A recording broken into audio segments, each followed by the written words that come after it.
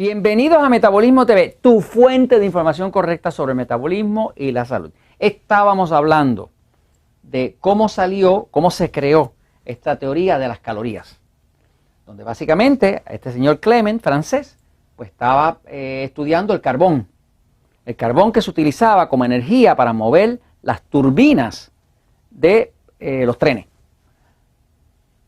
Como ese carbón, cuando se le prende fuego, crea calor, ese calor hierve agua, el agua crea vapor y ese vapor mueve la turbina. Pues él quería calcular una forma de calcular la energía que producía el calor. Y de ahí salió el término caloría, porque caloría viene de calor. O sea, se le ocurrió que si yo quemo tanto carbón, ¿cuánto sube la temperatura del agua? De cierta cantidad de agua. Y eso se llama caloría. Ahora, cuando se empezó a estudiar el tema del metabolismo y de la obesidad específicamente, pues no había ninguna palabra que no fuera la que había creado este señor sobre el carbón. Y utilizaron la palabra caloría para aplicar a la dieta. Así fue que nosotros llegamos a utilizar el término caloría. Pero es un término que viene del carbón. No viene realmente de la dieta, pero se aplicó para eso. El concepto básico que se creó en aquel entonces y ha dominado el pensar nutricional del planeta, el concepto básico fue que cualquier persona que estuviera gorda, pues era porque comía demasiadas calorías. Eso parecía una idea razonablemente buena, pero resulta que no es verdad. Y no es verdad porque esa idea asumía que todas las calorías son iguales a todas las calorías. Y no es verdad. Señores, no es igual. O sea, 100 calorías de vegetales no son igual a 100 calorías de grasa. 100 calorías de pan no son igual a 100 calorías de carne. 100 calorías de vegetales no son igual a 100 calorías de fruta. Sí, o sea, que nada es igual a nada.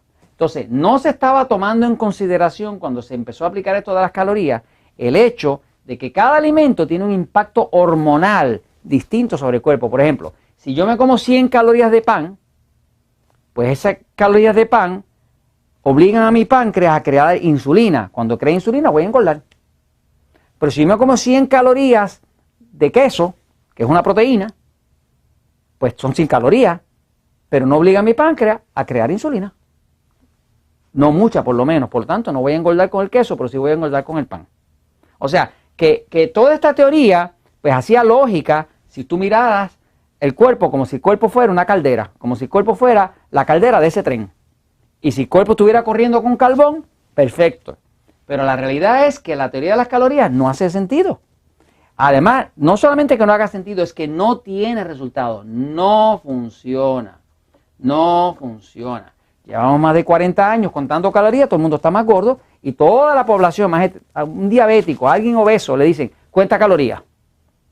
La persona lo que hace es que se debilita, se pone cada vez más débil porque se queda sin energía, porque le está quitando el combustible en vez de arreglarle el combustible, en vez de darle un combustible que sea útil, que no tenga tanto carbohidrato, tanto pan, tanto harina, tanto arroz, y le des más carne, más ensalada, más vegetales, pues arreglarías la mezcla del motor.